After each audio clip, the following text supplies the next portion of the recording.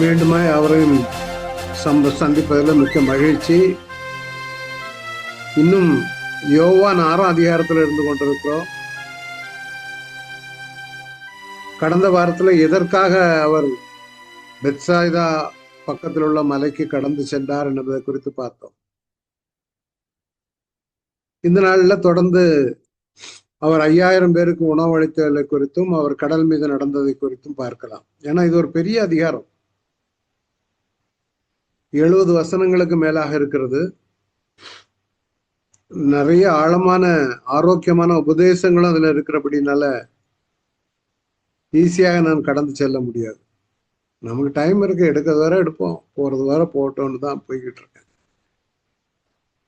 So இந்த நாள்ல 5000 பேருக்கு உணவளித்தல் என்ற தலைப்பை கொடுத்திருக்கிறேன். யோவான் 6ஆவது அதிகாரம். முக்கியமாக இந்த பகுதிகளை நீங்க அறிந்திருக்க வேண்டும்: கலிலேயா, சமாரியா, யூதேயா. இந்த அதிகாரத்தை 4 பகுதிகளாக 71 வசனங்களை 4 பகுதிகளாக பிரித்திருக்கிறேன். முதலாவது 5000 பேருக்கு உணவளித்தல், இரண்டாவது இயேசு தண்ணீர் மேல் நடந்து சென்ற காரியம், மூன்றாவது ஜீவ அப்பத்தை குறித்த விளக்கம், நான்காவது இயேசுவை விட்டு சென்ற சீஷர்கள். கடைசியாக இந்த கலிலேயா கடலை குறித்து விளக்கமாக கடந்த வாரம் எடுத்தேன். கலிலேயா கடல், திபேரியா கடல், இவைகள் எல்லாமே ஒரே இடத்தை தான் குறிக்கின்றது. திரளான ஜனங்கள் அவருக்கு பின் சென்றார்கள். எங்க? இந்த கடலின் 2 பக்கத்தில் உள்ளவர்கள். இதுதான் கலிலேயா கடல். நம்ம பார்த்தோம் கடந்த வாரத்துல. இந்த கலிலேயா கடலுடைய இடது பக்கத்துல, அதாவது இந்த பகுதியில கப்பர்நகூம் எல்லாம் இருக்கு பாருங்க. கப்பர்நகூம், கோராஸ், இதெல்லாமே யூதர்கள் இருக்கக்கூடிய பகுதி. இந்த வலது பக்கம் 5000 பேருக்கு போஷித்த இடம் எல்லாருமே மோஸ்ட்லி புறஜாதிகள் அங்க இருக்கிறாங்க. இந்த கடல் கடல் மட்டத்திலிருந்து கீழே இருக்குது. அரௌண்ட் 200 மீட்டர்ஸ் கீழே இருக்குது. இது 200 மீட்டருக்கு கீழே, பிலோ த சீ லெவல். இந்த கலிலேயா கடலை சுற்றிலும் உயரமான மலைகள், ஹில்ஸ். இந்த லெஃப்ட் சைட்ல பாத்தீங்கன்னா கோலன் ஹைட்ஸ் இன்னைக்கு இருக்குது. லெபனான் அந்த பக்கங்கள்லாம் அதில் தான் வரும். மாத்திரம் இல்ல, இந்த இடது பக்கம் மேலதான் மறுரூப மலை, அதாவது இயேசு சென்ற பொழுது மறுரூபமானார் எர்மோன் மலை அங்கதான் இருக்குது.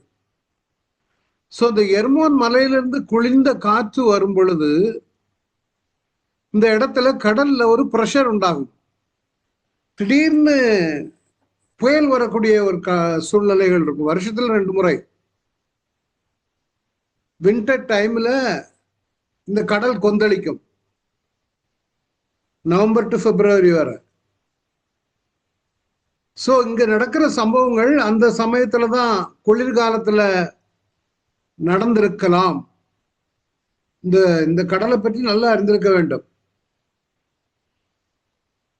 இந்த கடலுக்கு இன்னொரு பெயர் கிண்ணரத். அது கிண்ணறங்கிறது ஒரு இன்ஸ்ட்ருமெண்ட். அந்த காலத்துல மேண்ட்லின்னு சொல்லுவாங்க. கிண்ணறம் பார்க்கறதுக்கு கிண்ணறம் ஷேப்ல இருக்குது. அதனால CF கிண்ணரத் என்று பெயர் இந்த கடலுக்கு. இயேசு கிறிஸ்துவுக்கு கூட இருந்த சீஷர்கள் முக்கியமாக எல்லாருமே மீன் பிடிக்கிறதை தொழிலாக கொண்டவர்கள். இந்த கடற்கரையிலிருந்து அநேகரை மனிதர்களை பிடிக்கிறவர்களாக மாற்றுவேன் என்று சொல்லி அழைத்தார். இங்கதான் ஆண்டவர் சபித்த 3 பட்டணங்கள்: கோராசின், கப்பர்நகூம், பெத்சாயிதா. இன்றைக்கு சபித்த வண்ணமாக அந்த பட்டணங்கள் அழிவுக்குள்ளாக தான் இருந்து கொண்டிருக்கிறது. திடீர்னு டெம்பரேச்சர் குளிரும் பொழுது இந்த பிரஷர் பயங்கர ஃபியூரியஸ் ஸ்டார்ம்ஸ் இருக்கும். 2 மீட்டர் உயரத்துக்கெல்லாம் அலைகள் உயர்ந்து வரும். சில வீடியோக்கள் பார்த்தேன்னா இதுல எனக்கு இது யூடியூப் அது நாட் அலவுட். இன்னொரு பகுதி தெக்கப்போலி. இது எல்லாமே கலிலேயா பகுதியில் உள்ளது. இந்த தெக்கப்போலின்னு எழுதியிருக்கு பாருங்க. இதுவும் ஒரு முக்கியமான பகுதி. இந்த பக்கம்லாம் மலைப்பாங்கா உயரமான மலைகளும் பள்ளங்களுமாக இருக்கும். ஏற்கனவே ஆண்டவர் இந்த தேசத்தை வாக்குத்தத்தம் பண்ணும் பொழுது மலைகளும் பள்ளத்தாக்குகளும் நிறைந்த தேசம்னு தான் நமக்கு கொடுத்தார்.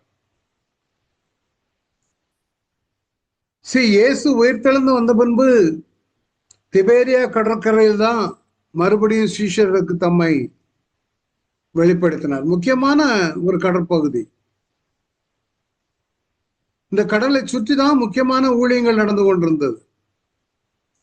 ஏற்கனவே சொன்ன இது 7 மைல் அகலம், 12 மைல், 13 மைல் நீளம் கொண்டது. 64 சதுர மைல்கள் பரப்பளவு.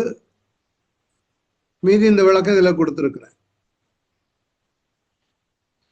இந்த வியாதியஸ்தர்கள் திரளான வந்த பொழுது எதுக்காக வேண்டி கடற்க போனார்னா, யோவான் மரித்து போனான் என்ற செய்தியை கேட்டதும் இவர் அங்க போனது, அக்கறைக்கு போனது என்னன்னா, மேபி இந்த பக்கம் கப்பர்நகூம் இந்த பகுதிகள்லாம் ஒரு பிஸியான இடம்.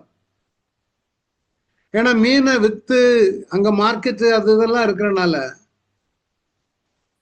கடற்கரையில அந்த பக்கம் தாண்டி போனா ஒரு அமைதியான வனாந்திரமான ஒரு இடத்துக்கு தனியே போன. எதுக்கு? To take rest. ஆனா திரளான ஜனங்கள் அவருக்கு பின்பாக எங்கெல்லாம் போனாரோ போக ஆரம்பிச்சாங்க. அப்ப அவங்கள இக்னோர் பண்ண விரும்பல. இல்ல நான் ரெஸ்ட் எடுத்துட்டு வந்திருக்கேன், என்ன டிஸ்டர்ப் பண்ணாதங்கன்னு, டோன்ட் டிஸ்டர்ப் மீன்னு சொல்லி இது பண்ணிருக்கலாம். ஏன்னா அவருக்கு ஒரு வேதனை. இப்போ யோவான் அவருடைய கசின், சித்தி மகனாக இருக்கலாம் என்று சொல்லப்படுகிறது. திரளான ஜனங்களை கண்டு அவர்கள் மனதிருகி, இன்னொரு இடத்துல போட்டிருக்குது, அவர்கள் மேய்ப்பன் இல்லாத ஆடுகளை போல இருக்கிறார். இன்னைக்கு நிறைய ஜனங்கள் மேய்ப்பன் இல்லாத ஆடுகளை போல இருக்கிறாங்க சபைகளில். சரியான மேய்ப்பன் இல்ல. சபைகள் பெருசா கிராண்டா இருக்கும், பிரமாதமா இருக்கும். என்ன என்ன மெசேஜ் போன வரோம் தெரியாது. நல்லா இருக்கும் மெசேஜ் கேட்கும் பொழுது. வீடியோ இருக்கும், பேக்ரவுண்ட் நல்லா இருக்கும், மியூசிக் நல்லா இருக்கும். ஆனா அவருடைய ஆவிக்குரிய ஜீவிதங்கள்ல அந்த சபைகளில சரியான மேய்ப்பன் இல்லாதபடினால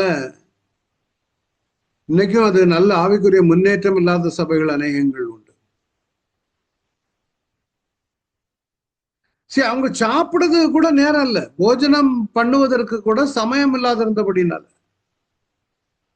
அப்படின்னா எவ்வளவு பிஸியா இருக்கிறாரு பாருங்க.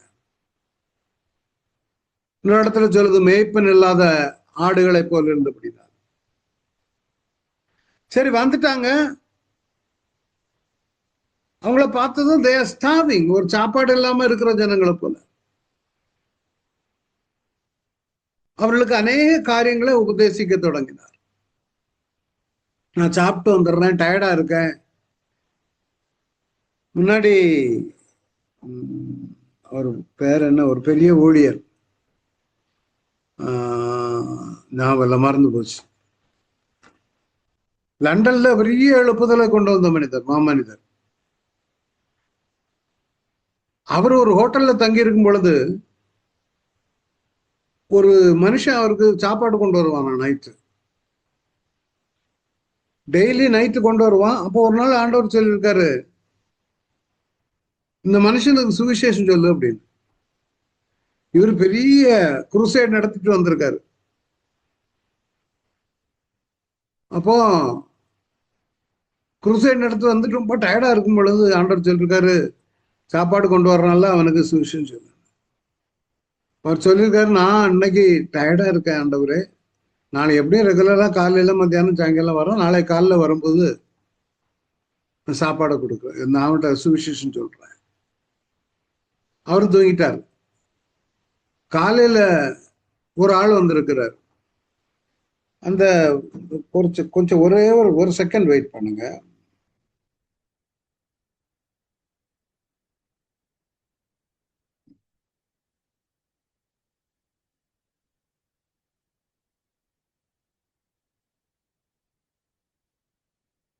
அவர் பேரு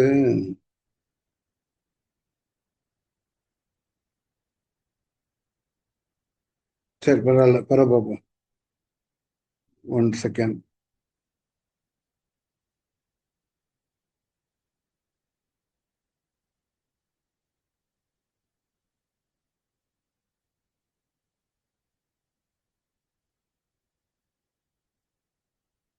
இந்த டீட்டெயில காணல. ஓகே, பிரச்சனை இல்லை. அப்போ அடுத்த நாள் காலையில அந்த ஆள் வருவார், சுவிசேஷம் சொல்லலான்னு பார்த்தா வேற ஒரு ஆள் சாப்பாடு கொண்டு வந்து. அப்ப கேட்டாராம், வேர் இஸ் தட் மேன், அந்த மனுஷன் எங்க அப்படின்னு. இவர் நல்ல ஆர்ஃபனேஜ் எல்லாம் வச்சு நடத்தணும், ஏன்னா டக்குன்னு அந்த பேர் வர மாட்டேன். சரி, உங்களுக்கு தெரிஞ்சிருக்கு. இப்போ யாராவது தெரியுமானா சேட் பாக்ஸ்ல கூட டைப் பண்ணலாம். சரி, இப்போ அடுத்த நாள் அந்த ஆள்கிட்ட கேட்டிருக்காரு, எங்க நேற்று வந்தவரை எங்க, நான் அவரை மீட் பண்ணதுக்கு காத்துக்கிட்டு இருக்கேன் அப்படின்னு. அந்த ஆள் சொல்லியிருக்காரு, ஐ எம் சாரி, நேற்று ராத்திரி அவன் சூசைட் பண்ணிட்டான். He committed suicide last night. He is no more. இவருக்கு பயங்கர ஷாக். சில சமயங்கள்ல நம்ம இந்த மாதிரி காரியங்கள்ல அங்கங்கே அதை சுவிசேஷத்தை பகிர்ந்து கொள்ளுகிறது நல்லது. ஒண்ணு. ரெண்டாவது, ஒரு வியாதியஸ்தர்களை பார்க்க போனா நிறைய சபையினருக்கு அந்த பழக்கமே கிடையாது, ஜெபிக்கிற பழக்கம் கிடையாது. அவங்க கூட போய் உட்காந்து அப்படியே சேட் ஃபேஸ்ல உட்காந்து இருக்கிறவனையும் சேட் ஆக்கி கொஞ்சம் பழம் அது இதை வாங்கிட்டு போவாங்களே தவிர ஜெபம் பண்ணியோ உற்சாகப்படுத்தியோ சொல்லி வருகிறது இல்லை. அப்படி நீங்க யாராவது செய்யாம இருந்தீங்கன்னா அதை தொடங்குங்க, யாரை பார்க்க போனாலும். இல்ல சோமலன்னு கேள்விப்பட்டு உங்களுக்கு போன்ல சொன்னாங்கன்னா போன்லயே ஜெபம் பண்ணுங்க. நம்ம ஜெபத்தெல்லாம் ஆண்டவர் கேட்பாரு, அந்த எண்ணமே இருக்கக்கூடாது. ஆண்டவர் அந்த இடத்துல பாருங்க, அவரு இளைப்பார போனாரு, இன்னொன்னு அவர் ஜெபிக்கவும் போனாரு. நான் பின்னால காட்டுறேன் ஏன்னு. திரளான ஜனங்கள் வந்ததும் மேய்ப்பன் இல்லாத ஆடுகள் அவர் பார்த்துட்டாரு. இனி இவங்களுக்கு தே நீட் ஸ்பிரிச்சுவல் ஃபீடிங். லூக்கா 9:10-11 பாத்தீங்கன்னா, அப்போஸ்தலர் திரும்ப வந்து தாங்கள் செய்த யாவை அவருக்கு விவரித்து சொன்னார்கள். அப்பொழுது அவர் அவர்களை கூட்டுக்கொண்டு தனித்திருக்கும்படி பெத்சாதா என்னும் பட்டணத்தை சேர்ந்த வனாந்தரமான ஒரு இடத்துக்கு போனார். திருப்பி அங்கேயும் ஆளு போகும்போதெல்லாம் அவர்களை ஏற்றுக்கொண்டு தேவனுடைய ராஜ்யத்தை குறித்து அவர்களிடம் பேசி சொஸ்தமடைய வேண்டும் இருந்தவர்களை சொஸ்தப்படுத்தினார். நிறைய இப்போ is becoming famous. People are flocking after him. அற்புதங்களை பார்த்துட்டாங்க. ஒரு நிமிஷம், இன்னைக்கு செட்டிங்ல ஏதோ ப்ராப்ளம். சரி, இப்போ அடுத்த என்ன சொல்றதுன்னா 4வது வசனம், பஸ்கா பண்டிகை. எதற்கு பஸ்கா பண்டிகை இங்கே கொண்டு வருகிறாங்க? அப்பொழுது யூதருடைய பண்டிகையாகிய பஸ்கா. ஒண்ணு வந்து indirectly the writer is telling about the passover lamb. அவர் தான் பஸ்கா, அடிக்கப்பட்ட பஸ்கா.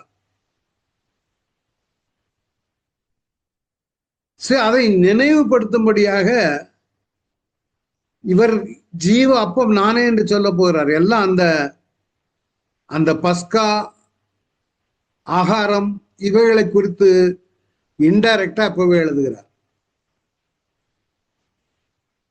அப்பதான் கேட்கிறாரு, இவர்கள் சாப்பிடத்தக்க அப்பங்களை எங்கே கொள்ளலாம்? அவருக்கு தெரியும் தான் செய்ய போவதை அறிந்திருந்தும் சோதிக்கும்படி கேட்டார். ஏன் அப்படி கேட்கணும்? அவர் செய்ய போகிறார், ஆனா he wants to create curiosity in them. Probably இவருக்கு இவ்வளவு பேருக்கு எங்க ஆகாரம் கொடுக்கும்? வேதத்துல அநேக அற்புதங்கள் இருக்கிறது, பின்னால பார்க்கலாம். பிலிப்பு அவருக்கு பிரதியுத்தரமாக, இவர்களில் ஒவ்வொருவனும் கொஞ்சம் கொஞ்சம் எடுத்துக்கொண்டாலும் 200 பணத்து அப்பங்களும் இவங்களுக்கு போத. பிலிப்பு சொல்றான், எங்க இவங்க பெத்சாயிதா பட்டணத்தார், அந்த ஊர்ல மீன் நிறைய இருக்கும், ஆனா வித்து முடிஞ்சு எல்லாம் கலிலேயா கடல்ல உள்ளதெல்லாம் அந்த பக்கம், கப்பர்நகூம் அந்த பக்கங்கள்ல வித்து ரோமர்களுக்கு அவங்க வரி செலுத்தணும். ரெண்டாவது, ரொட்டி எல்லாம் அவ்வளவு கூட்டம், அவ்வளவு வீட்டுல எல்லாரும் ஸ்டாக் வச்சிருப்பாங்களா என்ன? நம்மள மாதிரி கடைகள்லாம் அங்க இருந்துச்சா என்ன? அந்த அடைக்கே அவங்க மாவு எடுத்து கொஞ்சம் அப்படி ரொட்டியை சுடுவாங்களே தவிர அது கிடையாது. கொஞ்சம் கொஞ்சம் எடுத்துக்கொண்டாலும் 200 பணத்துக்கு அப்பங்களும் போதாது இருக்கிற பணத்துல. எல்லாம் பாவம் அன்றாட வருமானத்துல சாப்பிடக்கூடியவங்க. அப்ப பேதுருக்கு சகோதரர் அந்திரேயா சொல்லுகிறான், இங்க ஒரு பையன் இருக்கான், அவன்கிட்ட 5 மீன்களும் 5 அப்பமும் 2 மீன்களும் இருக்கிறது அப்படின்னு சொல்லிட்டு அடுத்தால சொல்றான், அவைகள் இத்தனை ஜனங்களுக்கு ஏமாத்திரம். அவனை சொல்லிட்டான், இது முடியாது, அது நடக்கிற காரியம் இல்லை.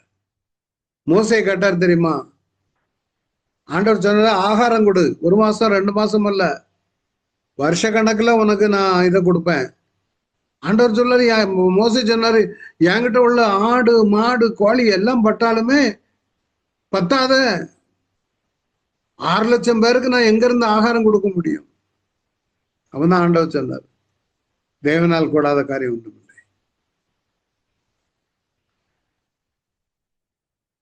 இவன் சொல்றான், ஆந்திரேயா இருக்குது, ஆனா எம்மாத்திரம். ஆண்டவர் சொன்னாரு, நீ எல்லாரையும் உட்கார வை, 5000 பேர் ஆண்கள் மாத்திரம், அப்படின்னா மொத்தம் 15,000 பேர் இருக்கலாங்கிறார்.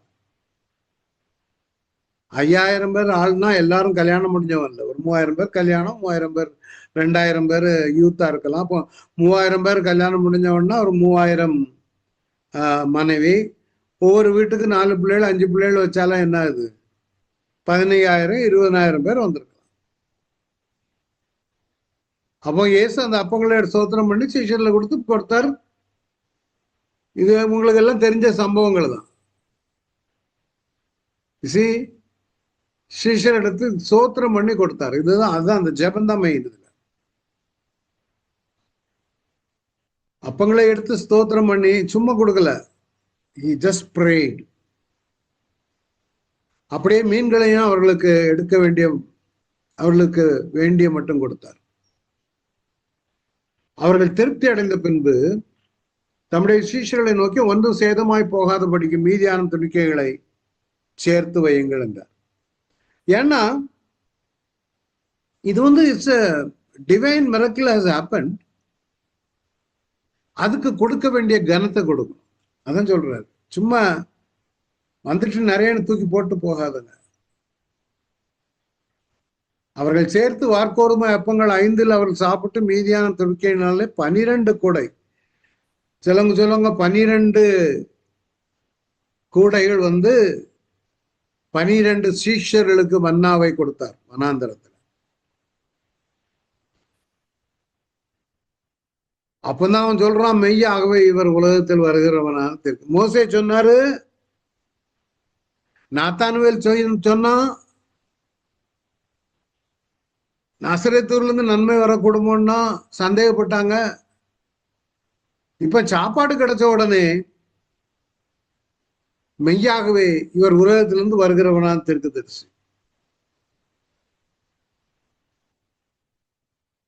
இல்ல, ஆண்டவர் நினைத்து 5 அப்பம் 2 மீன் 3000 பேர் 300 பேரை கொண்டு ஒரு தீவட்டியும் பானையும் கொண்டு கிதியோன் ஜெயித்தது போல.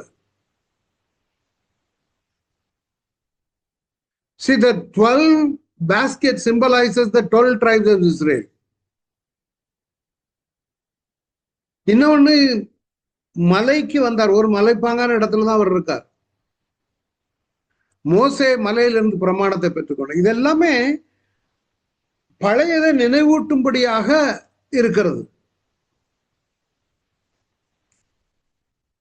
ஆனா இவங்க நிறைய காரியங்கள் மறந்துட்டாங்க. எலிசாவின் நாட்கள் அப்படி ஒரு அற்புதம் நடந்துச்சு.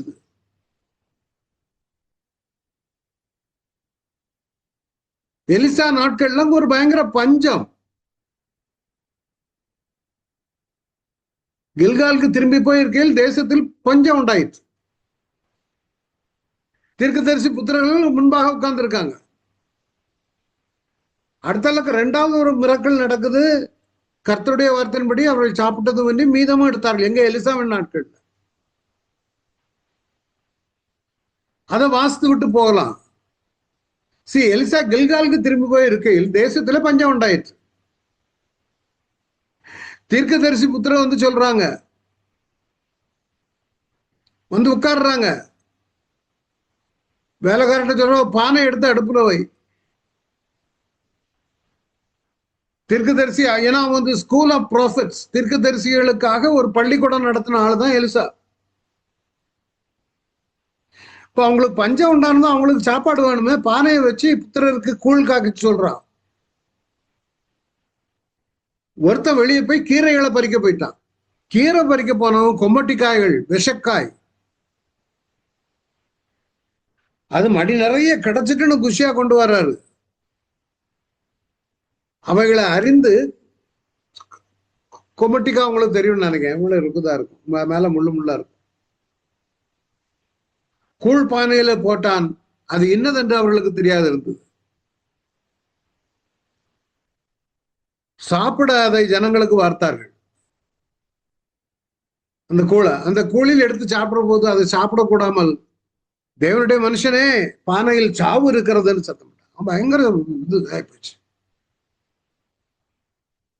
அப்பொழுது அவன் மாவை கொண்டு வர சொல்லி அதை பானையில போட்டு, உடனே அந்த இடத்துல அந்த விஷம் முறிக்கப்பட்டது. இப்ப கூழ் எடுத்து அவங்களுக்கு ஊத்துங்கிறான். அதுக்கு பிறகு பானையிலே தோஷம் இல்லாமல் போய், அதே அதிகாரம் 42ஆம் வசனத்துல, பின்பு பாகால் சலிஷாவில் இருந்து ஒரு மனுஷன் தேவனுக்கு முதல் பலனான வார்கோதுமை 20 அப்பத்தை கொண்டு வரான். 20 அப்பம் தாழ் கதிர்கள் கொண்டு வந்தான். அப்பொழுது அவன் ஜனங்களுக்கு சாப்பிடக்கூட என்றான். அப்ப பணிவிடக்காரன் சொல்றான், அங்க அந்திரேயா சொல்ற மாதிரி,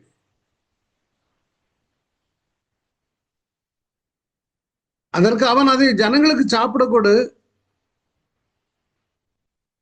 அதற்கு அவருடைய பணிவிடைக்காரன் 43, கொஞ்சம் இருங்க, 44 இடையில விட்டு போய், சரி பரவாயில்ல, 44.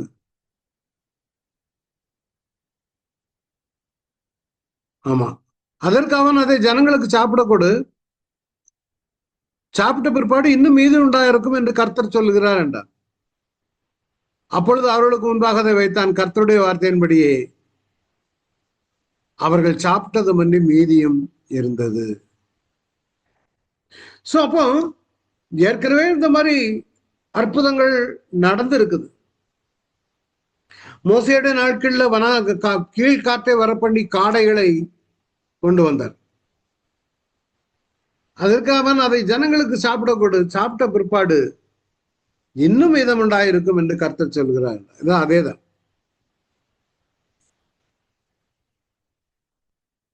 என்னாகும் 11ஆம் அதிகாரத்துல பாத்தீங்கன்னா மோசே இடத்துல ஒரு சம்பவம் நடந்துச்சு. அதான் நான் சொன்னேன், நீ ஜனங்களை நாளைக்கு பரிசுத்தம் பண்ணுங்கள், நீங்கள் இறைச்சி சாப்பிடுவீர்கள்.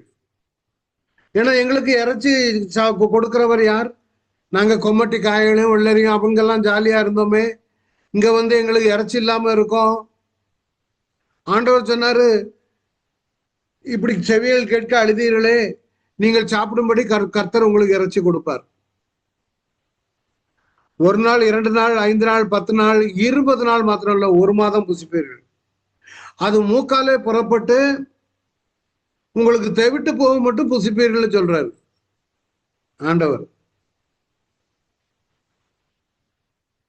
தெவிட்டு போக மட்டும் நீங்க ஒரு மாதிரி வாந்தி பண்றது வரை நீங்க சாப்பிடுவீங்க. மோசே சொல்றான், என்கிட்ட 6 லட்சம் பேர் இருக்காங்க, 1 மாதம் முழுவதும் புசிக்கும்படி அவர்களுக்கு இறைச்சி கொடுப்பேன். ஆடு மாடுகளை அடித்தாலும் அவர்களுக்கு போதுமா? சமுத்திரத்து மச்சங்கள் எல்லாம் கொண்டு வந்தாலும் போதுமா? அதுதான் ஆண்டவர் சொன்னார், கர்த்தருடைய கை கூறியிருக்கிறதோ, என் வார்த்தையின்படி நடக்குமோ நடக்காதோ என்று இப்பொழுது நீ காண்பார். அதே மாதிரி நடந்துச்சு. சி, இந்த அந்த பேர் தான் எனக்கு இன்னைக்கு நல்ல அடிக்கடி நான் அவரை சொல்லுவேன். இவர் ஒரு ஆர்ஃபனேஜ் வச்சு நடத்தும் பொழுது ஒரு நாள் அவர் ஜபத்துல தான் எல்லாம் நடத்திருக்காரு. அந்த ஊழியக்காரர் ஜார்ஜ் முல்லர் சாரி, இவர் ஆர்ஃபனேஜ் நடத்தும் போது ஜபத்துலதான் நடந்திருக்குது. ஒவ்வொரு நாளும் ஆகாரம் ஆண்டவர் கொடுப்பாராம். ஒரு நாள் ஒண்ணுமே இல்லை. அவங்க சொல்லியிருக்காங்க, இன்னைக்கு பிள்ளைகளுக்கு பிரேக்ஃபாஸ்ட் ஒண்ணுமே கிடையாது. இவர் சொன்னாரா, நீ பிள்ளைகளை உட்கார வை. அவ்வளோ ஆர்ஃபனேஜ் பிள்ளைகளும் டேபிள்ல எல்லாம் அந்த பிளேட்டை வச்சுட்டு உட்கார்ந்துகிட்டு இருக்காங்க. விளம்பதுக்கு ஒன்றும் கிடையாது. இவரு பக்கத்து ரூம்ல ஜெபம் பண்ணிக்கிட்டு இருக்காரு. அவர் ஜெபம் பண்ணிட்டு இருக்கும்போது கடவுள் ஒரு ஆள் கதவு தட்டுறாரு. என்னன்னு பார்த்தா, அந்த வழியா ஒரு இதுல பேக்கரியில உள்ள பிரெட்டு பால் எல்லாம் போய்கொண்டிருக்கிற வண்டி பிரேக் டவுன் ஆயிடுச்சு. Right in front of the orphanage, George Muller. அந்த ஆர்ஃபனேஜ் முன்னால வண்டி நின்னதும் அவங்க சொல்லியிருக்காங்க, இது வண்டி இந்த மாதிரி பிரேக் டவுன் ஆயிட்டு, நீ கொண்டு போனா ஸ்பாயில் ஆயிரும், உங்களுக்கு இந்த ஃபுட் எல்லாம் இன்னைக்கு நாங்க தர்றோம். இசி சில சமயங்கள்ல நம்முடைய வாழ்க்கையிலும் நல்ல ஞாபகம் வச்சுக்காங்க, கர்த்தருக்கு பயப்படும் பொழுது நம்முடைய தேவைகளை எப்படியாகிலும் சந்திப்பார். உடைய பிள்ளைகளை குறித்து சில பிரச்சனைகள் இருக்கும் பொழுதும் ஜெபத்துல வைத்தீங்கன்னா, நாம நினைக்காத வகையில அற்புதத்தை நடத்தி நம்முடைய தேவைகளை நிறைவேற்றுவார். படிப்பு, பிள்ளைகளுக்கு ஃபீஸ் கட்டணும், எந்த ஒரு தேவைகளானாலும் என் தேவன் ஒருபொழுதும் நம்மை மறக்கிறது இல்லை. அவருக்கு தெரியும். அழைத்தவர் உண்மை உள்ளவர். அவரை அழைத்துட்டு, ஏன்னா மோசையை கொண்டு வனாந்தரத்தில் அழைத்துட்டு போனாரு. ஆனா இவங்களுடைய முறுமுறுப்பினாலதான் போற வழியில எல்லாம் செத்து மடிஞ்சான். சோ இங்கேயும் அதே மாதிரிதான் ஆகாரம் கொடுக்கிறார், ஆவிக்குரிய மன்னாவையும் கொடுத்தவர்களை வழி நடத்தினார். மீதம் இந்த இந்த பகுதிகள் எல்லாமே இந்த புதிய ஏற்பாட்டுல இவைகள் எல்லாம் இருக்கு. உங்களுடைய ரெஃபரன்ஸ்க்காக கொடுத்திருக்கிறேன். போனவர் ஒரு சகோதரர் கேட்டாரு, அது என்னையா 4000 பேருக்கு உணவளித்த சம்பவம் எங்க இருக்குது, எந்த இடம்? அதையும் உங்களோடு பகிர்ந்து கொள்ள விரும்புகிறேன். 4000 முதல்ல உள்ள கட்டம் 5000 பேர் இருக்கு, ரெண்டாவது உள்ளது 4000 பேருக்கு. நீங்க பாத்தீங்கன்னா ரெண்டுக்கு வித்தியாசம் உண்டு. அவரிடம் வந்தவர்கள் யாருன்னு பாத்தீங்கன்னா யூதர்கள் 5000 பேருக்கு. ஆனால் 4000 பேர் யாருன்னா மோஸ்ட்லி புறஜாதிகள், யூதர் இல்லாதவர்கள். நான் ஏற்கனவே சொன்னேன், வலது பக்கம் ஃபுல்லாவே. ஆனா அந்த பெத்சாயிதா அந்த பக்கம் எல்லாமே யூதர்களும் உண்டு, மிக்ஸ்டு ரேஸ். ஆனா அந்த கதனேருடைய நாடுன்னு இருக்கு பாருங்க, அந்த பிசாசு பிடிச்சது தானே, அது தெக்கப்போலி இந்த பகுதியெல்லாம் வந்தீங்கன்னா யூதர் இல்லாதவர்கள், புறஜாதிகள். கிரேக்கர்கள் இருப்பாங்க,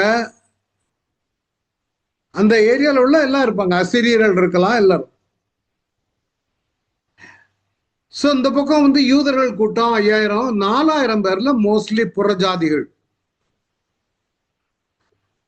ரெண்டாவது, இது 5000 பேருக்கு எங்க போஷித்தார்னா பெத்சாயிதா, கலிலேயா கடலுக்கு அருகில். ஆனால் இந்த 4000 பேருக்கு போஷித்த இடத்தின் பெயர் தெக்கப்போலி பிராந்தியம். இந்த இருக்கு பாருங்க, இதுதான் தெக்கப்போலி. இந்த தெக்கப்போலி பிராந்தியத்துல தான் இந்த 4000 பேர். இங்க இருக்கிறவர்கள் எல்லாருமே மோஸ்ட்லி புறஜாதிகள். இந்த இருக்கு பாருங்க பெத்சாயிதா, இந்த பக்கம் எல்லாமே யூதர்கள், பெத்சாயிதா, கப்பர்னகும், கோராசின் எல்லாமே. சோ முதலாவது யூதர்கள் கூட்டம், இரண்டாவது 4000 பேருக்கு புறஜாதிகள். அப்படியானால் தேவன் சமாரியர்களுக்கு ஊழியம் செய்தாச்சு, யூதர்களுக்கு மத்தியில ஊழியம் செய்தாச்சு. சமாரியர்கள் யூதர்களும் இல்ல, ஒரு மாதிரி மிக்ஸ்ட் ரேஸ். இப்போ பியோர்லி ஜென்டைல் ரேஸ் பாக்குறாங்க. அங்க ரோமர்கள் இருப்பாங்க, கிரேக்கர்கள் இருப்பாங்க, அசீரியர்கள் இருக்கலாம் இந்த பகுதியில, பிராந்தியத்துல. இந்த முதலாவது நடந்த சம்பவம் வந்து பெத்சாதாயில ஒரு நாள் தங்கியிருந்தார்கள் ஜனங்கள். இயேசுவோடு ஒரு நாள் தங்கியிருந்தாங்க.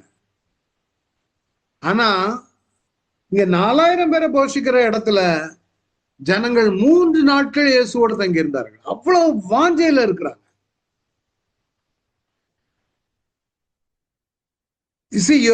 மத்தேயு 15ஆம் அதிகாரத்துல இயேசு அவிடம் விட்டு புறப்பட்டு கலிலேயா கடல் அருகே ஒரு மலையின் மேல் ஏறி அங்கே உட்கார்ந்தார். இந்த மலை 2-3 மலைகள் அங்க இருக்குது. புறஜாதிகள் 3 நாள் இருக்காங்க. யூதர்கள் அப்படி இருக்க மாட்டாங்க. யூதர்களுக்குள்ள கேள்விதான் வந்துச்சு. நீங்க சுவிசேஷம் மற்றவர்களோடு பகிர்ந்து கொள்ளும் போது நீங்க பார்க்கலாம். புறஜாதிகள்கிட்ட, இந்துக்கள்கிட்ட நீங்க போய் சுவிசேஷம் சொன்னீங்கன்னா அவங்க அப்படியே சுவிசேஷத்தை ஏற்றுக்கொண்டு வந்துருவாங்க. நான் அந்த நாட்கள்ல இங்க திருப்பத்தூர்ல ஒரு சாம் ஜெபத்துறையுடைய கன்வென்ஷனுக்கு 3 நாள் இது நடக்கும். 3 நாள் உபவாச கூட்டம் பார்த்தாங்க. நல்லா இருக்கும். காஃபி தான் கொடுப்பாங்க 3 நாளும். 4 காஃபி வரும், காலையில, மத்தியானம், சாயங்காலம், நைட். நல்லா இருக்கும் காஃபி. நான் 3ஆவது நாள் மத்தியானம் சண்டே சூப்பரா ஒரு சாப்பாடு போடுவாங்க. அந்த 3 நாளும் பாத்தீங்கன்னா அந்த கூட்டம் எல்லாருமே அங்க தங்கறதுக்கு இடம் இருக்கும், ஃபேமிலியோட உள்ளவங்களுக்கு இடம் இருக்கும், இல்ல அந்த பந்தல்லே ரொம்ப பிரமாதமா இருக்கும் அந்த நாட்கள்ல. ஒவ்வொரு நாளும் பெரிய பெரிய ஊழியக்காரங்க வருவாங்க. அப்ப அந்த கூட்டத்துல பார்க்கும் பொழுது பாத்தீங்கன்னா, ஏ கந்தா, கிருஷ்ணா, முருகா இப்படிதான் சத்தங்க. எல்லாம் ஹிந்துஸ். பல இடங்கள்ல இருந்து வந்துருவாங்க வேன் பிடிச்சி. நீங்க அவங்ககிட்ட சுவிசேஷம் சொன்னா அவங்க அப்படியே ஏற்றுக்கொள்ளுவாங்க. கிறிஸ்தவன் தான் போய் நீங்க சொன்னீங்கன்னா அது அப்படி கடவுளையா சாத்தான உண்டு பண்ணாரு, இயேசு மனுஷன் தானே, அவருக்கு பசி இருந்துச்சுல்ல. யூதர்கள் கேட்காங்க, இவன் யார், தச்சன் அல்லவா, இவங்க அப்பா அம்மா தான் நமக்கு தெரியுமே, நாசரேத்தூர்காரன், ஆசாரி வேலையும் செய்துட்டு இருந்தானே இவனா, இப்படிதான் கேட்பாங்க. ஆனா இந்த பிராந்தியத்தில் உள்ள தெக்கப்பள்ளியில உள்ளவங்க வந்தாங்க, வேற கூட்டாது புறஜாதிகள். இவங்கிட்ட இருந்த உணவு 5 அப்பம் 2 மீன், அங்க 7 அப்பம் சில சிறிய மீன்கள். இத பார்த்து புறஜாதிகள்லாம் ஆச்சரியப்பட்டிருப்பாங்க.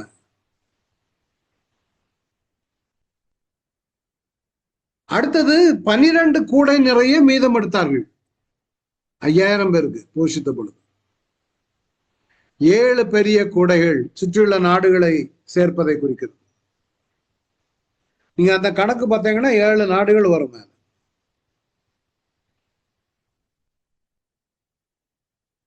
இதுக்குரிய வசனம் இங்க கொடுத்திருக்கிறேன், பார்த்துக்காங்க. விவிலிய குறிப்பு 4 சுவிசேஷங்கள்னு காணப்படுகிறது, மத்தேயுலையும் மார்க்கிலையும் காணப்படுகிறது. மார்க் 7:31 பாத்தீங்கன்னா, மறுபடியும் அவர் தீரு சீதன் பட்டங்களை, தீரு சீதன் வந்து இங்கேயாக்கும் இருக்கு, இந்த இருக்கு பாருங்க, இது ஒரு விக்கிரக பட்டணம். இங்கதான் ஒரு ஸ்திரீ வந்தா, கானானிய ஸ்திரீ. அப்ப அவர் சொன்னாரு, பிள்ளைகளுக்குள்ளதை எடுத்து நாய்க்கு போட முடியுமான்னு. அப்ப அந்த லேடி கேட்டுச்சு, நாய்கள் கீழே விடுற துணிக்கைகளை நாய்கள் தின்னுமேன்னு. அந்த லேடியை பார்த்து ஆச்சரியப்பட்டார். அதான் தீரு. அங்க இருந்து அவர் தீரு சீதன் பட்டணங்கள் எல்லைகளை விட்டு புறப்பட்டு தெக்கப்போலியின் எல்லைகளின் வழியாய் கலிலேயா கடலுக்கு, இதுதான் தெக்கப்போலி இந்த பகுதி. அப்படியானால் இயேசு அந்த பகுதிகளில் வல்லமையான ஊழியம் செய்து புறஜாதிகளையும் ஆண்டவரை ஏற்றுக்கொள்ள வைத்தார். ஊமையர் சொசமானாங்க, ஊனர் சொசமடைந்தாங்க, சப்பானிகள் நடந்தாங்க, குருடர் பார்த்தாங்க. இவர்களெல்லாம் இஸ்ரவேலின் தேவனை மகிமைப்படுத்தினார்கள். இது முடிஞ்சதும் இப்ப உடனே யூதர்கள் என்ன பண்றாங்க? அதான் மெயின். யூதர்கள் தம்மை ராஜாவாக்கும்படி பிடித்து கொண்டு போக மனதா இருக்கிறான் இயேசு அறிந்து இவங்க உடனே என்ன பிளான் போடுறான் தெரியுமா? ஏன்னா இவன் காத்துக்கிட்டு இருக்கான். எப்படி? இவங்க எதிர்பார்த்து கொண்டிருக்கிறது ஒரு ராஜா வருவார், தாவீதை போல. தாவீதுடைய காலம் பொற்காலம்னு சொல்லுவாங்க. தாவீத போல ஒரு ராஜா வருவார். அவருடைய காலங்கள்ல சுற்றி இருக்கிற நாடுகள் எல்லாம் அவருக்கு கப்பம் கட்டினார்கள். எல்லாரையும் மேற்கொண்டார். சுற்றி இருக்கிற நாடுகள் எல்லாம் ஜெயிச்சு மகன் சாலமோனுக்கு அந்த ராஜ்யத்தை கொடுத்தார். அவர் குதிரையில யுத்த வீரனாக வந்தார். இப்போ இவ்வளவு நாளும் பார்த்தாங்க, இவர் தன்னை ராஜா ராஜா யூதர்களின் ராஜான்னு சொல்லும் பொழுது அவங்க நினைச்சாங்க, இவன் எங்க ராஜா கழுதையில எல்லாம் வந்துகிட்டு இருக்கான், இவன் எப்படி ராஜாவா இருக்க முடியும், கழுதைக்கு மேல எல்லாம் வந்துகிட்டு இருக்கான். ஆனா சாப்பிட்ட உடனே இவனுக்கெல்லாம் தம்மை ராஜாவாக்கும்படி பிடித்து கொண்டு போக மனதா இருக்கிறார்கள் என்று இயேசு அறிந்து சோத்த சாப்பிட்டதும் நம்ம வந்து இவனை ராஜா ஆக்கிட்டா நம்ம வேலை செய்யாமலே டெய்லி சாப்பிடலாம்.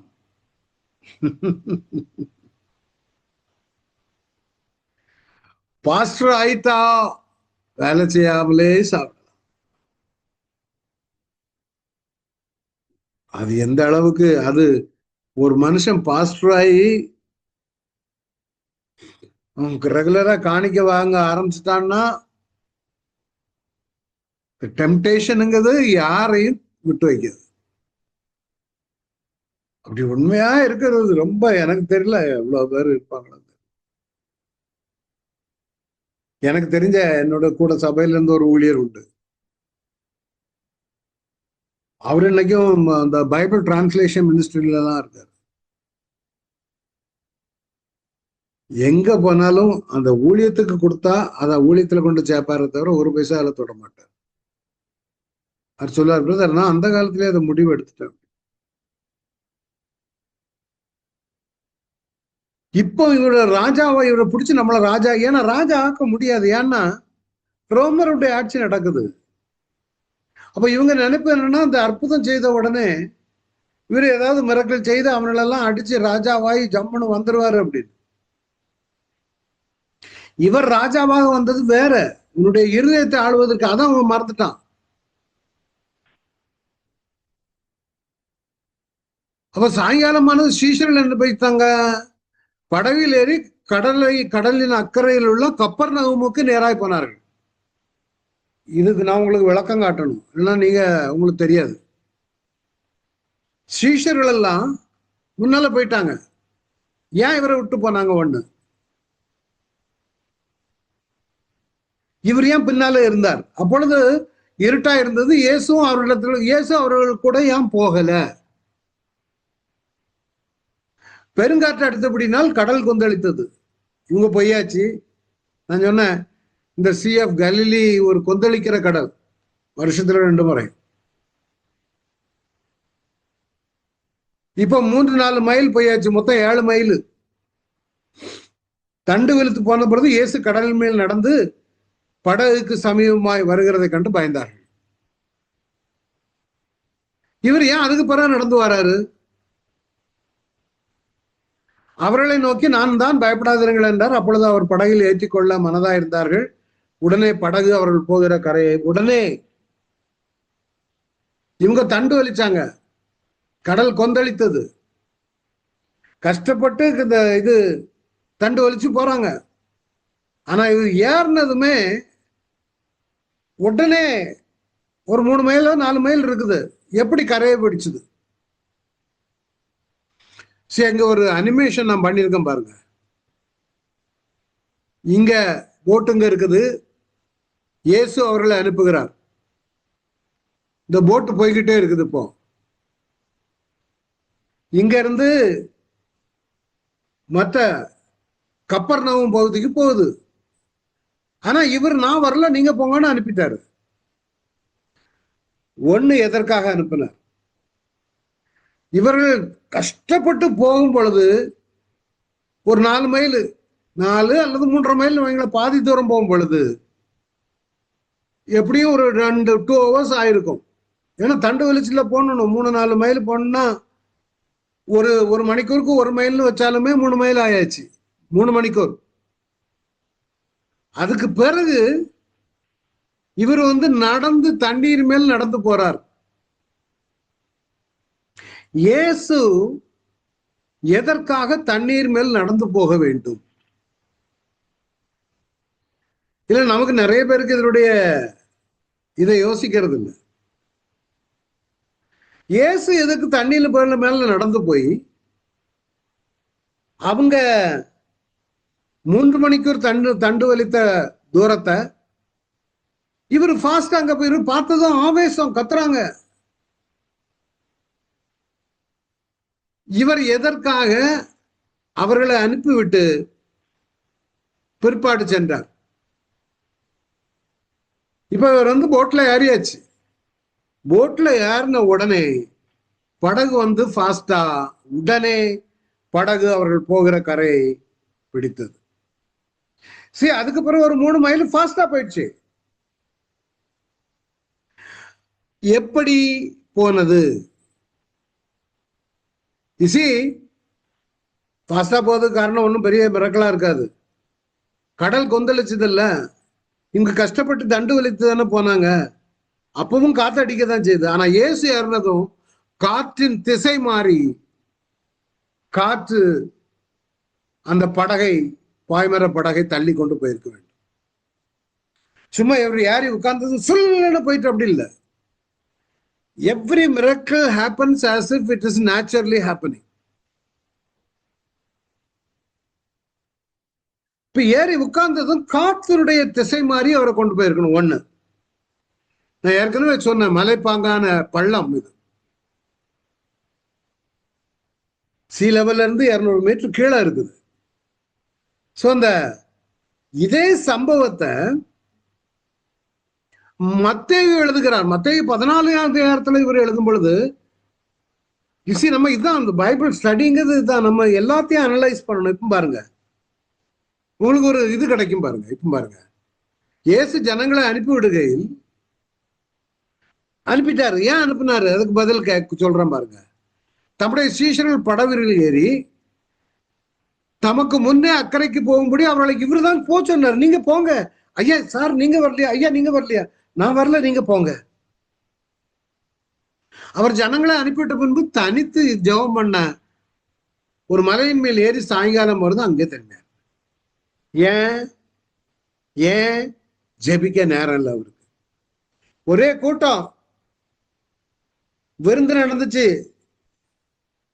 வியாதியஸ்தர் ஒருபாடு பேர் எல்லாம் சுகம் பெற்று கொண்டு போறாங்க.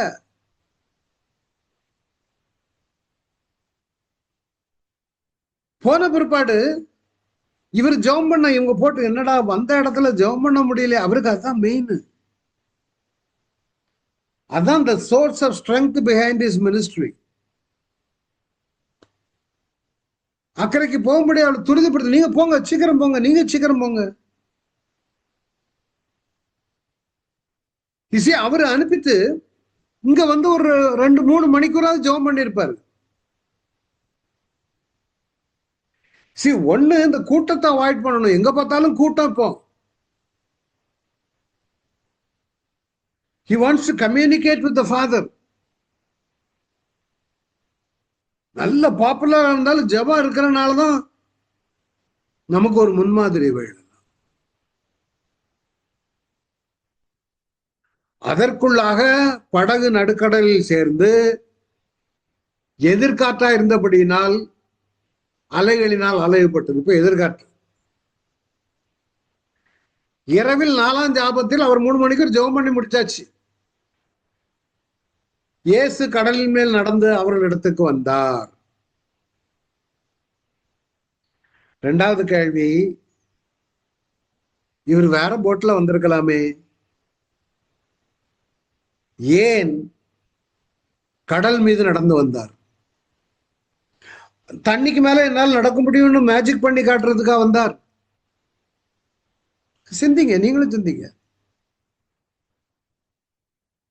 அவர்கள் கடல் மேல் நடக்கிறதை சீஷர்கள் கண்டு கலக்கம் அடைந்து ஆவேசம் என்று சொல்லி பயத்தினால் அலறாங்க. உடனே இயேசு அவர்களுடனே பேசி, திடங்கொள்ளுங்கள், நான் தான், பயப்படாது. அப்பதான் பேதுரு அவரை நோக்கி கேட்கிறான், ஆண்டவரே, நீரையானால் நாம் ஜலத்தின் மேல் நடந்து உம்மிடத்தில் வர கட்டளையிடும் என்றா. நான் நீரையானா நான் உங்கள்கிட்ட நடந்து வரட்டும். அதற்கு அவர் வா என்றார். அப்பொழுது பேதுரு படவை விட்டு இறங்கி இயேசுவின் இடத்தில் போக ஜலத்தின் மேல் நடந்தார். காற்று பலமா இருக்கிறதை கண்டு பயந்து கீழே பார்த்தான், காத்த பார்த்தான், பயந்துட்டான், தண்ணில அமிழ்ந்துட்டான். ஆண்டவரே என்னை ரட்சியும் என்று கூப்பிட்டார். இவருக்கு மேல ஒரு நம்பிக்கை இருக்குது. நீர் ஆண்டவரே ஆனால், நீ எல்லாவற்றையும் சிருஷ்டி வைத்தவரானால், காற்றையும் கடலையும் அதட்டுகிறவர் நீரையானால், அதான் விஷயம். ஆண்டவரே நீரையானால், ஆண்டவரே the Lord of heaven and earth, நீர் கட்டளையிட்டால் நான் உம்மிடத்தில் வர முடியும். அப்படி ஒரு நம்பிக்கை, விசுவாசம். எல்லாம் பர்ஃபெக்டா தான் இருந்துச்சு, நடக்கவும் செய்துட்டான்.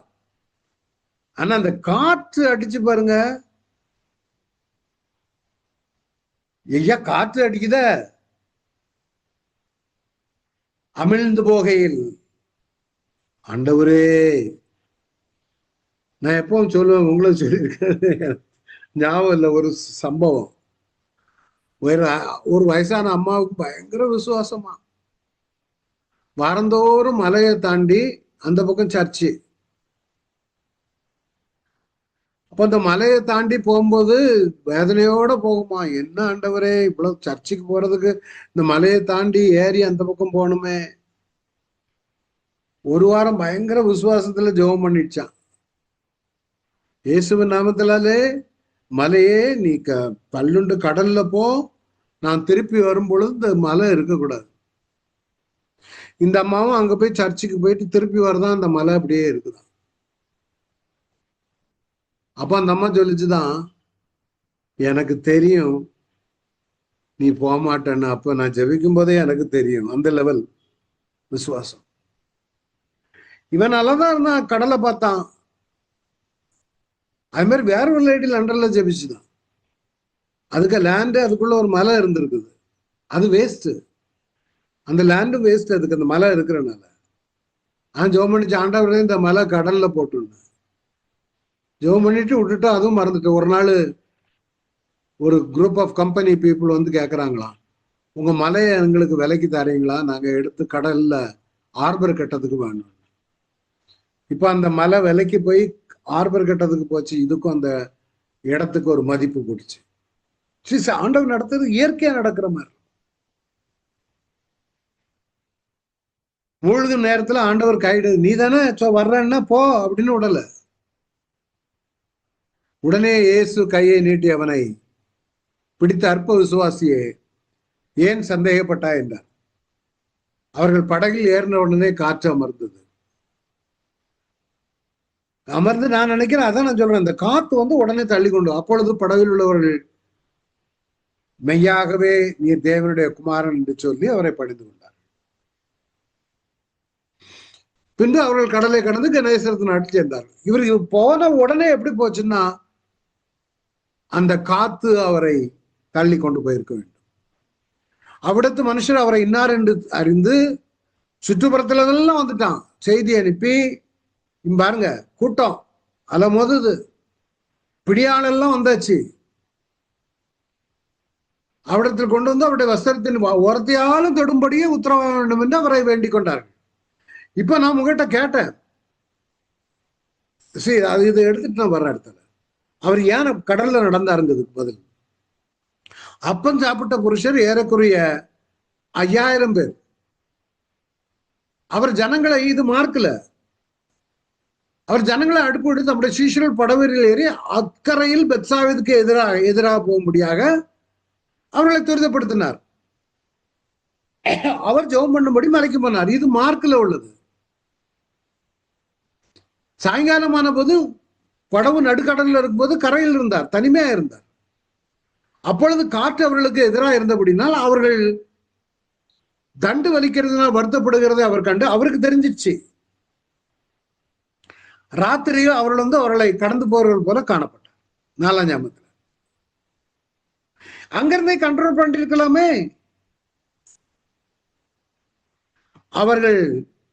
அவர் கடலின் மேல் நடக்கிறதை அவர்கள் கண்டு ஆவேசம் என்று எண்ணி சத்தமிட்டு அலறினார்கள். அவரை கண்டு கலக்கமடைந்தார்கள். உடனே அவர்களுடனே பேசி தொடர்ந்து கொள்ளுங்கள், நான் தான், பயப்படாது. அவர்கள் இந்த படவில் ஏறினார். அப்பொழுது காற்று அமர்ந்தது. அவர்களால் தங்களுக்குள்ளே மிகவும் பிரமித்து ஆச்சரியப்பட்டார்கள். இது வந்தாச்சு. இப்போ அடுத்த அவங்க என்ன பண்றாங்கன்னா, மறுநாள்ல அக்கறையில் நின்ற ஜனங்கள், எக்கரையில இந்த அற்புதம் நடந்த இடத்துல நின்ற ஜனங்கள், நேத்து ராத்திரி ஒரு படகு தானே போச்சுது, சீஷர் ஏன்னா அந்த ஒரு படகு தவிர வேறொரு படகும் போகலையே, அப்ப இயேசு எப்படி போயிட்டாரு? இங்க கூட்டம் அல்லும் போது அவரை தேடி, அப்ப இயேசு தமிழ்னே சீஷனே கூட படவில் ஏறாமல் அவருடைய சீஷன் மாத்திரம் போனார்கள் அறிந்தார்கள். இப்ப அந்த இடத்துக்கு ஒரு போட்டு திபேரியால இருந்து வருது, புறப்பட்ட இடத்துக்கு. இப்ப இந்த ஜனங்க அப்பொழுது இயேசுவும் அவருடைய சீஷர்கள் இல்லாதது கலந்து ஜனங்கள் ஏறி அந்த படவுல ஏறி இயேசுவை தேடிக்கொண்டு கப்பர்நகூமுக்கு போறாங்க. இங்க இருந்து இங்க போறாங்க. இங்க இருந்து போறாங்க. இந்த போட்டு இங்க இருந்து போகுது, ஆளை இயேசுவை தேடி. இப்ப நான் என்ன சொல்ல வருகிறேன்னா, இந்த போட்ல அடுத்த இயேசுவை தேடி போறாங்க. இவர் ராத்திரி போகாம இருந்திருந்து அடுத்த நாள் இந்த போட்டுக்கு வெயிட் பண்ணிக்கிட்டு இருந்தா, தண்ணீர்ல நடந்து போகாம இனிதான் காலையில போட் இருக்குது, நம்ம காலையில போவோம் அப்படின்னு போட்ல போவோம்னு இருந்திருந்தால் ஒரு பெரிய ஆக்சிடென்டே நடந்திருக்கும். கூட்டம், அவ்வளவு கூட்டம், எல்லாரும் முண்டி அடிச்சுட்டு யாரி இருப்பான். சரித்திரத்துல தவறான ஒரு கதை எழுதப்பட்டிருக்கும். இந்த கூட்டத்தை அவாய்ட் பண்றதுக்கு தான் இவர்களுக்கு ஜெபிக்கணும் ஒண்ணு, அவருக்கு அதுவரை சீஷர்களை வெயிட் பண்ணதுக்கு விருப்பம் இல்ல. ரெண்டாவது, அடுத்த நாள் வர காத்திருந்தா கூட்டம், ஏகப்பட்ட கூட்டம். அடுத்த நாள் வர்ற போட்டுக்கு வெயிட் பண்ணி போனா எல்லாரும் யாரும், ஏன்னா இவரு கூட அற்புதம் நடக்குது, வஸ்திரத்தின் ஓரத்தை தொடர்ந்துக்கு இருக்கிறானுங்க. அதனால in order to escape from the crowd he preferred to walk on the water. இதுதான் என்னுடைய எக்ஸ்பிளனேஷன். நடந்தார், அற்புதம் நடந்தது. இந்த நாட்கள்ல அதனாலதான் அப்பொழுது அவரு இல்லாததை கண்டு அந்த படகுகளில் ஏறி இயேசுவை தேடிக்கொண்டு போறாங்க. புரியுதுங்களா? விழல் அங்க இருந்து அவங்க போகிறதுக்கு காரணம் இதுதான், அவர் தேடிக்கொண்டு போறாங்க. ஆனா அதுக்கு முன்னாடியே அவர் நடந்து போய் சேர்ந்தார். If God is doing something there is a reason. இது எனக்கு கிடைத்த ஒரு பதில். நான் கேட்டேன், நான் சமயங்கள்ல கேட்பேன், ஏன் ஆண்டவர் நீங்க என்ன மேஜிக் பண்ணதுக்கு போனீங்களா? மேஜிக் பண்ண போகல, அவங்கள ஆச்சரியப்படுத்துறதுக்கும் போவார். ஏன்னா ஏற்கனவே ஒரு ஆச்சரியமான காரியங்கள் நிறைய செய்தார். மருத்துவரை எழுப்பினார், ஏகப்பட்ட அற்புதங்களை செய்தார். ஆனா அவர் செய்ததனுடைய நோக்கம், ஒருவேளை அவர் தனியா அந்த போட்ல வந்து கூட்டம் ஏறி அசிங்கமாயிருக்கும். கர்த்தர் செய்வது எல்லாமே ஞானமா இருக்கும். ஜெபம் பண்ணுவோம், எல்லாரும் ஜெபம் பண்ணுங்க, எல்லாரும் சேர்ந்து ஆண்டவரே, இந்த நாள்ல உண்மை நாங்கள் விசுவாசம் வைக்கிறோம். நிறைய பேர் வந்திருக்கிறீங்க, ரொம்ப சந்தோஷம். கர்த்தர் உங்களை ஆசீர்வதிப்பாராக. அன்றாட தேவைகளை சந்திக்கிற தேவன். 5 அப்பம் 2 மீனும் 7 அப்பமும் சில மீன்களை கொண்டு 5000 பேருக்கு 4000 பேருக்கு போஷிக்க கூடுமானால் நமக்கும் போஷிக்க முடியும். உங்களுக்கு ஏதாவது இந்த மாதிரி தேவைகள் இருக்குமானா இப்பவே விசுவாசத்தோடு ஜெபம் பண்ணுங்க. கர்த்தர் எனக்காக யாவத்தை செய்து முடிப்பார். அந்த ஒவ்வொருவரையும் ஆசீர்வதித்து அனுப்புகிறார். எல்லாரும் ஜெபம் பண்ணுங்க எனக்கா. இன்னும் அடுத்த வாரங்கள் ஸ்டடிகள் இன்னும் ஆழமான போகணும், நிறைய இருக்குது. இந்த நேரத்தில் எனக்காக வேண்டி ஜெபம் பண்ணுங்க. இப்போ வீட்டில் போய் ஜெபம் பண்ணுங்களேன்னு தெரியாது. எல்லாரும் எனக்காக வேண்டி, என்னுடைய ஊழியத்திற்காக, என்னுடைய குடும்பத்திற்காக ஜெபம் பண்ணுங்க. நன்றி ஆண்டவரே. ஜெபிக்கிற இந்த பிள்ளைகளுக்காக ஸ்தோத்திரம். இவர்கள் எல்லாரும் இயேசு நாமத்தினாலே ஆசீர்வதிக்கிற தேவக்கிருபை இருக்கட்டும். அன்றாடம் ஆகாரத்தை கொடுத்து ஆசீர்வதிங்க, மன்னாவை கொடுத்து ஆசீர்வதிங்க, அமிழ்ந்து போகிற நேரத்துல தூக்கி எடுத்து ஆசீர்வதிங்க. தம்முடைய ஜனங்களை ஆசீர்வதிப்பதே உமக்கு பிரியம். நீர் செய்வது எல்லாம் ஞானமா இருக்கும்.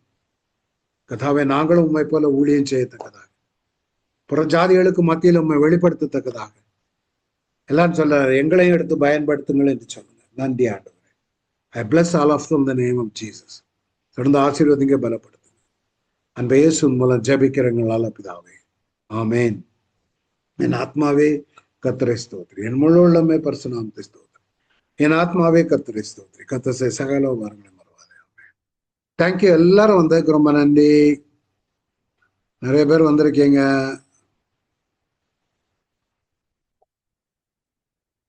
ஓகே சாமுவேல் பாப்பா, ஏசுமுத்து ரொம்ப நன்றி. ஆமா, எல்லாருக்கும் நன்றி. தேங்க்யூ மெஜி, thank you thank you thank you thank you brother. Daniel brother இருக்காரா? இல்ல, வரல போல இருக்கு. வரலீங்க. போன வாரம் கேட்டாரு அவருதான்.